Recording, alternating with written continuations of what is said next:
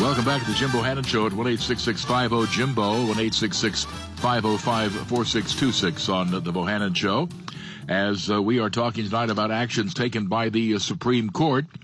And just looking at my phone screen device here, it tells me that we do have a call with our guest. Is that correct? We do. Outstanding. Thank you. We're talking with Byron Henry. He is an attorney and appellate partner of the firm Scheef Stone. And good evening, Mr. Henry. Great to be with you tonight. Thank you for joining us this evening. Their website, by the way, is solidcounsel.com, C-O-U-N-S-E-L. Good website. Let's take a look at some of the questions that came up before the court in their grand finale, and they do certainly have a sense of public relations about their concluding act each term. The question of a citizenship question on the census form. We had this in the past, I think the 1950 census, so it's not like the idea is a new idea. Your take on the reasoning put forward by the court.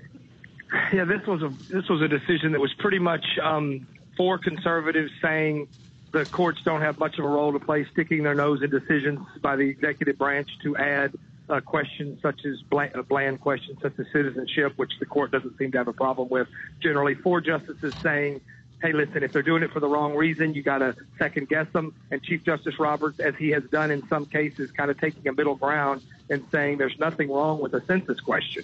We're blessing that. It's not a violation of the Administrative Procedure Act. It was very law-like opinion, not anything fancy constitutionally. It just basically said that they didn't give a very good reason. Their reasoned opinion for adding the census question didn't meet the requirements of the statute to make those changes, so they sent it back to the court and told the Department of Commerce, you need to come up with a more substantial reason for adding this census question before we can bless it. So it's up now back in the Commerce Department's and the executive branch's wheelhouse to decide, are they going to rush this through and come up with a better reasoning or just let the matter drop? But they certainly didn't say you couldn't have a census question, that's for sure. They just said that the reasoning they've given for now is not sufficient, and so Chief Justice Roberts was the deciding vote, and so that's where we sit there, kind of a split-the-baby type of decision. Yeah, it certainly is a split-the-baby kind of decision. I have read the Constitution from front to back, I don't know, several dozen times. I read it when I'm standing in line, this sort of thing. Nowhere in that Constitution are powers handed out based on whether or not one branch of government can justify the use of those powers to another branch. It's one thing to split the baby and seek wisdom. It's something else to ignore the powers that are handed out in the Constitution. And to me, this ignores those powers. But certainly is as Justice Alito put in dissent, that the courts have no business sticking their nose under the tent, so to speak, as to the decision-making thought processes of the executive branch, such as the president. It's basically, as you said, one branch crossing over the invisible line, which separates the executive, judicial, and legislative branches. And so the Chief Justice had a little different view of it. They said our review is real. We have review. There's a law that says we get to review this stuff. It's just not very heavy. It's a light review. He just said that the hasty way this was put together and the decision-making reasoning was contrived and didn't seem to be sufficient enough to even pass muster under a light review. And so I think it was an easy way to dump the case without making some grand statement about both either condemning the executive branch or basically rubber stamping the executive branch, because remember, the judicial branch is always protecting its turf too. So the judicial branch didn't want to cede all authority, but I do believe Chief Justice Roberts' opinion was at least modest in the sense that he acknowledged that our role here to play is minimal, though we have a role. So at least there's that, and now it'll be up to the Commerce Department on how they want to proceed.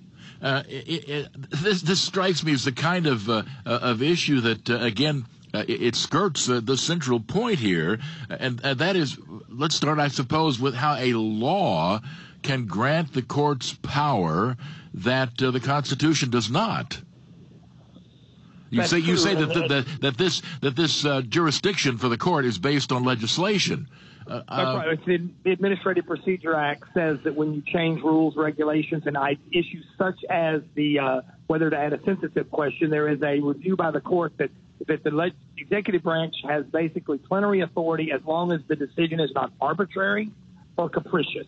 So they can't make arbitrary rules and they can't make capricious rules. And that's generally to protect the general public from just basically rampant administrative rulemaking. I don't doubt that it is well-meaning, but I can guarantee you again that the words arbitrary and capricious do not appear in the Constitution either. Again, it just strikes me, it goes down to an issue I saw some years back when one of the justices, one of the I think the liberal women, it was Sotomayor or one of the female liberal justices made a comment about something being beneficial. And that just struck me. Beneficial is none of your business. You're worried about beneficial, resign from the court, run for the House or the Senate, and we'll see if the public's view of beneficial matches your view. I'm sure it's well-meaning. I have a serious question here about, again, the creeping authority of the court. Well, maybe we don't really have the authority, but gee, golly, it'd be so much better if we did.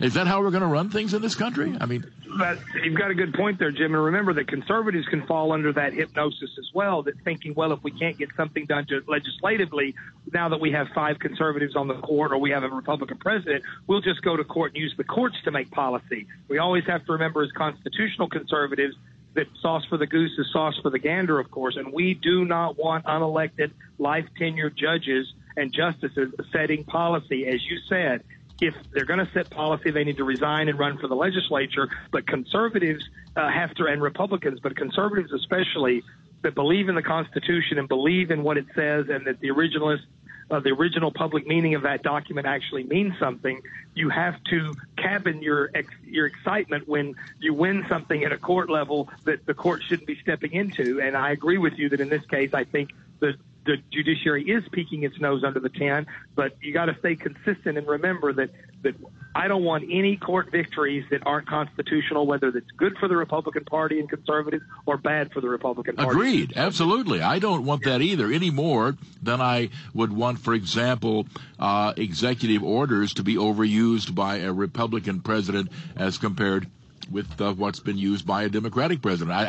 I disagree with the policy, and which, by the way, is another subject that sooner or later the courts are going to have to investigate, of the extent to which we can, in fact, have rule by executive fiat in this country. I mean, that has to be decided at some point. Every president from Washington on has used executive orders, but there has to be some limit. Barack Obama, for example, used an executive order to change the employer mandate in Obamacare. No. Presidents may not change laws. Presidents may sign them into existence or they may veto them subject to a congressional override. They may not amend laws. Barack Obama did. Nobody called him on it. So it's that type of thing. So I'm with you all the way that it's a nonpartisan issue, that what's in the Constitution needs to be respected, whether it's an overuse of executive orders or an intrusion of the judicial branch into areas not sanctioned by the Constitution. I agree. Exactly. And interestingly, and we may get to this, so I don't need to get off topic, but interestingly, the same justice, Chief Justice Roberts, had authored the light touch approach to the census question, with the courts lightly reviewing the Commerce Department's decision under the Administrative Procedures Act, issued a sweeping and thorough opinion in the partisan gerrymandering case that the federal courts have no business in second-guessing legislatures on drawing lines. And I want to certainly get to the gerrymandering case here in just a moment as our time continues. Let me ask you this: if you were at the Commerce Department, which handles the Census Bureau, and you were told what the court has told them this past day, that, under certain circumstances you could ask this question, did the court give out enough in the way of guidelines that you feel that you, as, let's say, the Secretary of Commerce, could write a census question about citizenship that would pass muster? Did the court give enough guidelines? Absolutely. They didn't give many, but there's plenty of precedent for what you need for a legitimate and honest use of a question on citizenship in the census. And you start by every single piece of legislation or every single grant or every single law that the executive branch has to administer that draws a distinction between illegal aliens, resident aliens, people that are here legally and aren't citizens, and citizenship and say, we need to know this breakdown. We need a guidance on this breakdown for all these states so that we can implement and enforce all the laws that Congress sends our way, that the executive branch is in charge of enforcing and distributing money and handling in all these departments. We need to know this answer. That is not only a legitimate use of the question, it is the chief use of the question that probably would have been blessed by the court had they done this in less hasty manner. And I used this example earlier, Jim. Remember when President Trump did his first travel ban? And he did it in a hasty way that left a lot of loose ends and a lot of things weren't thought of, like all the people that were caught at airports and all the people that got caught up with nowhere to go and no one knew how to handle them. Right. That was not that the travel ban was unconstitutional, that the president didn't have the legal authority to suspend travel from certain countries. It's that it was done in a way that didn't think of all the consequences, and it ended up being a disaster at the beginning. And then it was cleaned up and it was fine with the court. This reminds me of someone's late idea that we should restore a citizenship question and then basically tried to rush it through in a way to get it done for this census. And it didn't go through all the proper vetting through the lawyers in the Commerce Department that it would have gotten had it been handled from the get-go. So I think that if they haven't been preparing for this decision over the past 6 to 8 months, they should have been, and they do still have time to justify this question if they want to do the work and if they make it a priority. Yeah, apparently they can wait till October 31st, according to the president, before they have to start printing the forms. Let's say that they ask me that question. Mr. Bohannon, are you a citizen? And I say, yes. And they say, can you prove it? Well, I don't have the documents right with me right here, but yeah, I can prove it. How are they going to check on that? Especially given the fact that there could be millions of people who could lie their way through this. I mean, that question never gets asked that much. Is this a meaningless question? Well, I mean, the question there is to answer that. To ask that question is to both answer it. Are any of the questions meaningful? Because how do they check any of it? So besides your own tax returns, which the Commerce Department isn't accessing my tax returns, so how would they check any of the answers? And the bottom line is that's built into their statistical model and system with respect to answers. So to basically answer that is I don't know how they check any of the answers, but if any of the answers are satisfactory or are necessary, then so would a citizenship question. Let me ask you about this also. Do all the questions they ask these days go beyond the mandate of the Constitution to enumerate every 10 years the number of people in the country for the purposes of congressional representation, which was the original rationale for the census in the first place? Today, my goodness, you go through enough exams, they ought to grant you passage of an SAT test. Absolutely.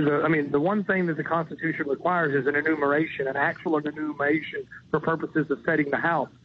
But they put tons of stuff on that to get median income, to get information about the country that they're serving. So, yes, every question except how many people live in this house or at this address, every other question is extra constitutional. I think it's unconstitutional, but it's not provided for in the Constitution. It is extra constitutional. I guess that's a good question as we head to the break, and we'll come back with some calls. Is something that is extra constitutional automatically unconstitutional? Did our guest hear that? No, I'm still here. Yes. Yeah, I was just asking are we about to go to the break?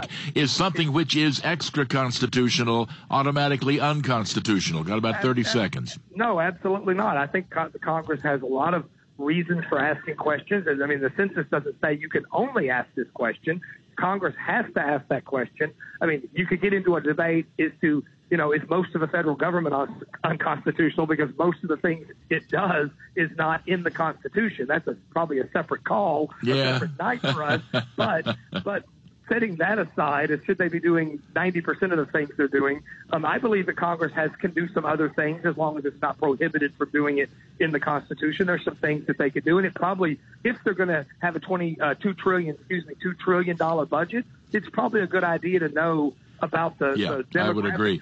We're going to have to pause briefly, and we'll continue with more in just a moment. Involving a question of citizenship on the 2020 census, and the other one having to do with gerrymandered congressional districts. And we're talking tonight with attorney Byron Henry, an appellate partner of the firm Scheef Stone. Their website, solidcounsel.com, COUNSEL, great website. We'll get right to your calls here. I was just rereading the constitutional imperative for all of this. It's right there at the top, Article 1, Section 2 of the Constitution. And it notes the imperative for an enumeration which shall be made within every subsequent term of 10 years, and within in such a manner as they shall by law direct. So I suppose by the wording of the Constitution, and they've chosen, of course, the 10-year increments to be years ending in 0, which was their prerogative so to do, and in a manner in which the Congress shall so direct. So I suppose all of these questions then, in fact, are constitutional. They could, I guess, insist that you answer the questions by standing on your head, for all I know, but it does say in a manner to be prescribed by the Congress. Your thoughts? That's right. Absolutely. The Congress has the ability to decide how, though there is a check on that it has to be an enumeration, meaning accounting. So you have to count, and so that's why we do a census, and we just don't let some number cruncher say, based on everything we know, this is how many people we estimate are in the United States. Yeah, which has been a serious proposal that was made in the past, by the way, that we just go with what amounts to polling data. Yeah, but that, of course, was not the issue here. All right, 1-866-50-JIMBO. We have a call from Jim in Marquette, Michigan, for our guest, attorney Byron Henry. Good evening, Jim. Good evening, gentlemen. As far as the vote on, or the no vote, I should say, on the census to turn it back to the lower courts, make a decision. I just don't see what the problem is, and this court just doesn't seem to want to do their job. And I just got to mention one thing. I'm going way back to 2012 when they changed the wording on something that was presented to them on Obamacare. And that's been a burr under my saddle for 7 years. You mean when they declared that Obamacare was a tax? Right. Yeah. And that was, their job is to rule on something as presented to them. If it's not correct, it's not lawful, then it should be kicked back, and the wording should be changed. They shouldn't change the wording. Well, they didn't, quote, change the wording. They changed the interpretation of what it was. But Byron Henry, an interesting thing that they did, of course, the Obama administration was saying that it's not a tax. No, this is not a tax. It's what? You mean if we call it a tax, we can keep it? It's a tax. The moment the Supreme Court declared it to be a tax, it ceased to be a constitutional law because it became a revenue bill, and revenue bills must originate in the House. And the final version of Obamacare was voted on first in the Senate in March of 2010, and then about 11 days later voted on in the House. So the minute they said it was a tax, it was enacted unconstitutionally. Why didn't anybody point that out? It was pointed out there was a separate lawsuit at the time, by the way, on the revenue or on the originations issue. And like a lot of things, the caller has a couple really good points. One is he'd really like Justice Gorsuch, because one of the things Justice Gorsuch has already made a name for himself on the court is when a law is vague or overbroad or not drawn correctly, he has taken a firm stance on it's not our job to fix Congress's mistakes, it's Congress's job to fix them. So if they write a law that doesn't pass constitutional muster, we don't try to save it, we don't try to rewrite it, we don't try to reimagine it, we just strike it and say so and make them fix it. So that's one thing. Yeah. The other is generally this court has been inclined, especially with Chief Justice Roberts at the helm. He has political instincts, but he's an institutionalist in the way that they are apt to punt. If you remember, the political gerrymandering case, the partisan gerrymandering case, has been before the court about 6 times in the past 30 years. And the first 5 times it's been punted. This is the first time a court has actually ruled on that decision. They have punted it on procedural grounds and on justiciability grounds and every ground you and I could come up with and over coffee. They have figured out a way not to decide this question because they protect themselves by trying not to be too political. Protect themselves from what? Winning the Supreme Court primaries next year? Protect themselves from what? They're in there for life. Well, first of all, legitimacy, because they're always afraid of the two branches that are more powerful than they are. But I mean, who's going to overturn the Supreme Court? There's only one way, and that's the constitutional amendment, or the court itself changing its mind, as in Plessy versus Ferguson versus Brown versus Board of Education. I mean, that's this fear. Nobody's going to. They're the last word.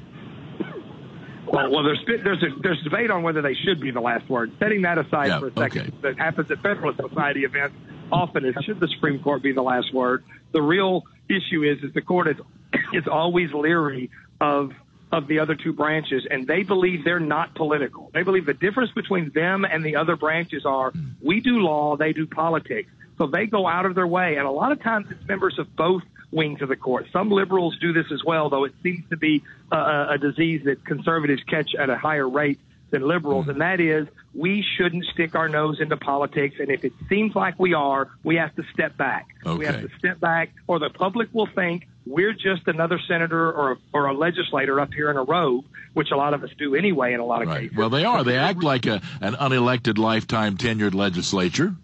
Yeah, like a super legislature, exactly. Yes. They've been accused. Justice Scalia actually said that the Supreme Court is in danger of becoming nothing but a super legislature, setting policy for the whole country. Yeah, so, exactly. So they try to avoid that, and they do it sporadically, and it happens over time. And this chief, who has a lot of control over this court because of his position, is very, very leery and nervous about doing that. So that's why it's reflected in this type of decision. Well, I hope his legacy is unblemished.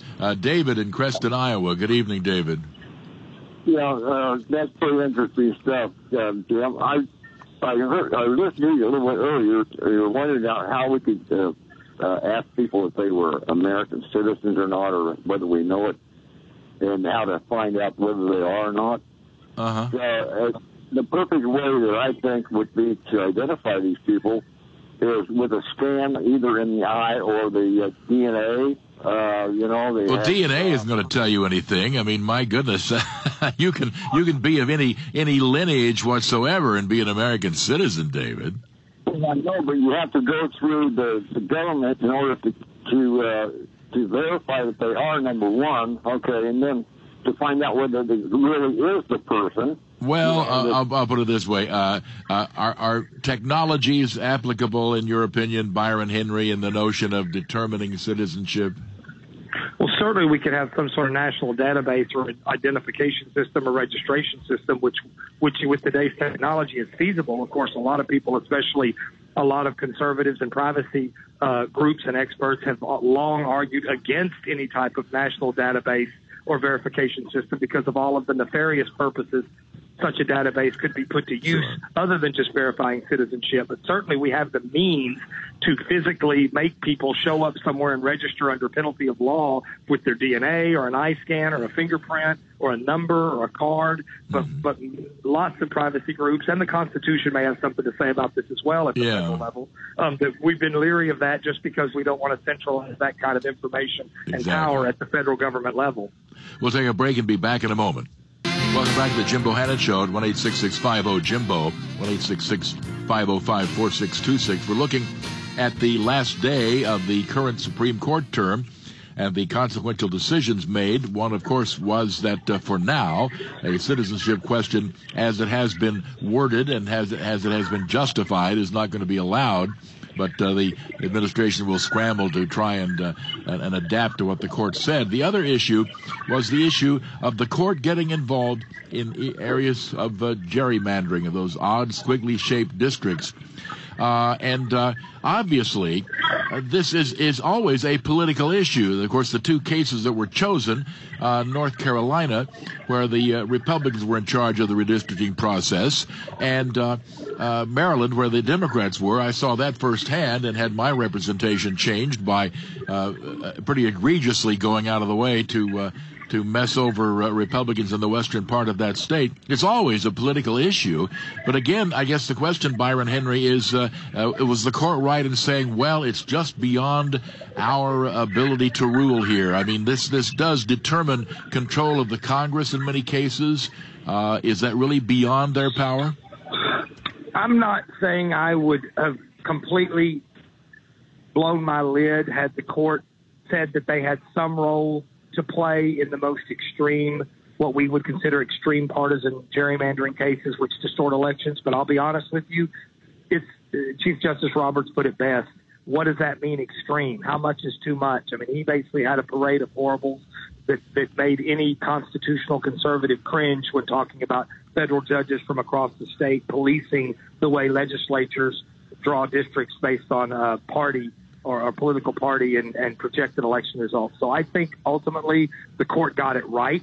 There's no manageable standard, and to say otherwise would have just put the federal courts, including the Supreme Court, in charge of another aspect of our lives that are better left to the representative and the elected branches, I believe. So ultimately, I think the dissent has some good points that you could really distort elections and kind of undermine our notions of what a Democratic Republic is when you basically draw lines which basically guarantee a certain party wins the district. But in the end, I think the arguments are stronger for the federal courts need to stay out of it, that this isn't their field, their arena, and they need to stay out of the elected branches arena. And I think they made the right decision. And it was a close case, close decision. And it was 5-4 with what we would consider the 5 politically or constitutionally conservative justices on voting to stay out of it, and 4 justices voting to get involved. I will say this is the first case, or at least the most prominent case I've noticed, where President Trump's nominees actually made a difference and changed a result.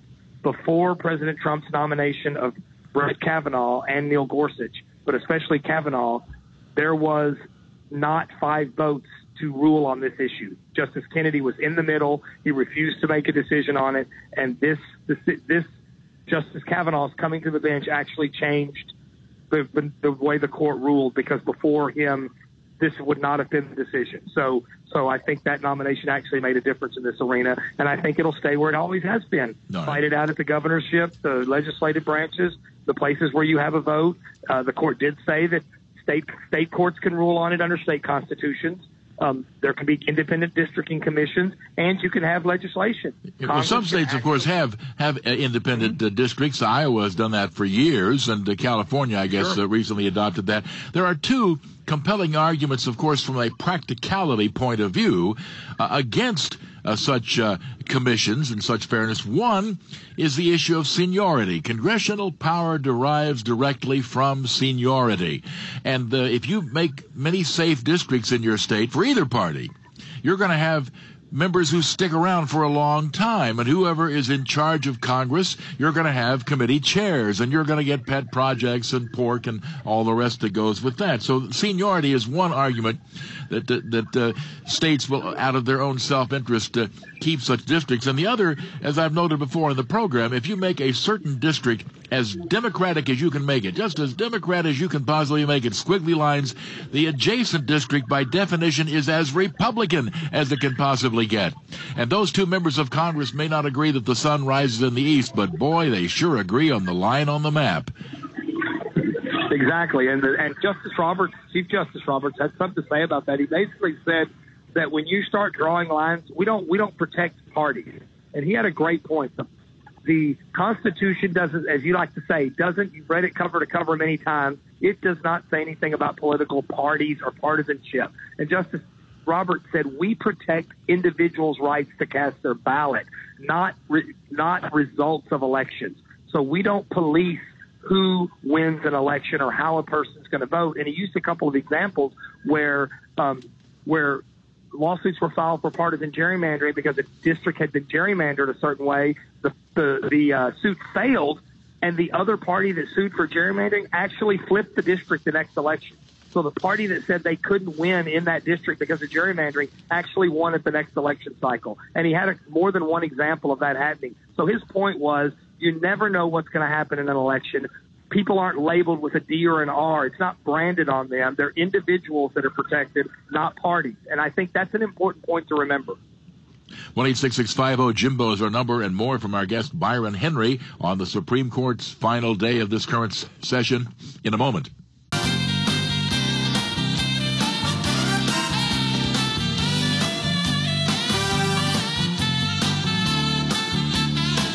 Welcome Welcome back to the Jim Bohannon Show at 1-866-50-JIMBO, 1-866-505-4626. We've taken a look at the two key decisions that came out on this last day of the Supreme Court term.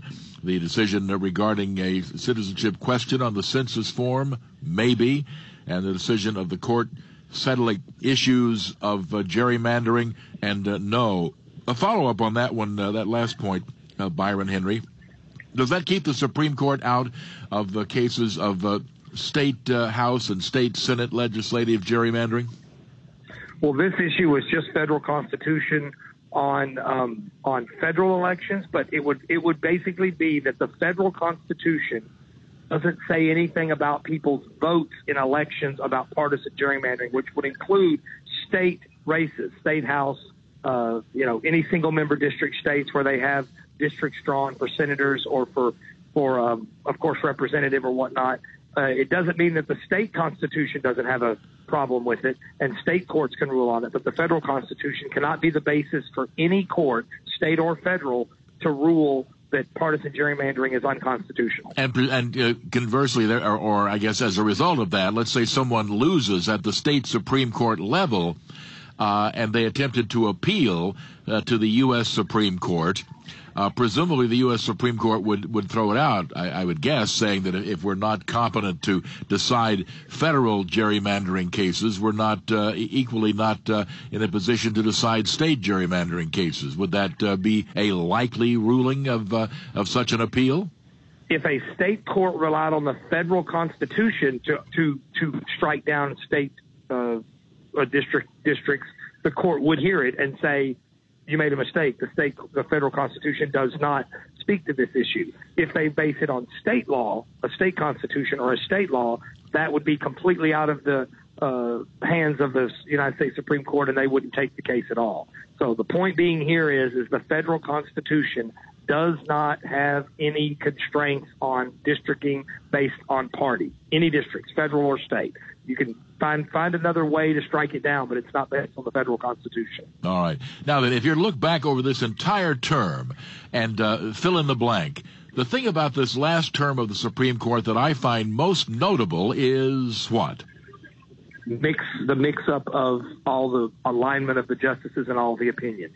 There were fewer opinions, 5-4 traditional conservatives versus liberals, than there were other lineups with Neil Gorsuch joining the liberals, or Chief Justice Roberts joining the liberals, or Elena Kagan just joining the conservatives, and so forth. It was a complete, if you just got landed on this planet by aliens and knew nothing about politics or who appointed these justices, you would have a very difficult time this term figuring out which ones were Republicans, which ones were Democrats, who's the conservative, who's the liberal, what side are they on, and how they were going to line up. It was totally unpredictable. Unlike what people predicted with Gorsuch and Kavanaugh, that they would simply be rubber stamps for everything conservative and Republican and vote with the Trump administration. Yeah. That has absolutely not been the case during this term. Yeah, the thing that I've always noted, of course, presidents naturally want ideological clones to agree with their policies, and they try for that. It seems to me the Democrats have just been more successful at that. The Democratic presidents who appoint liberal justices pretty much get liberal justices, and Republicans who appoint conservative justices pretty much get sometimes conservative justices and sometimes not. I would agree. I think they've done a better job at picking their candidates. But let me just tell you, isn't it also true that the liberal, I'll put that in quotes, view of the Constitution in the court is more appealing? Meaning, even if you are lean conservative when you go on the court, isn't it more appealing to aggregate to yourself the ability to decide what's best in these circumstances with an ageless Constitution? If you're not tethered to what the Founding Fathers thought and the public thought when it was adopted, then isn't that a much more appealing role for you as simply a scribe and a lawyer that just looks at history and what the Constitution means, but to actually set policy and progressive reform for the entire country that you think is better for the country? We'll have to wrap on that note. Please stand by and we'll talk off air. Byron Henry is an attorney and appellate partner at the firm of Scheef Stone. Their website, solidcounsel.com, COUNSEL. This is Westwood One.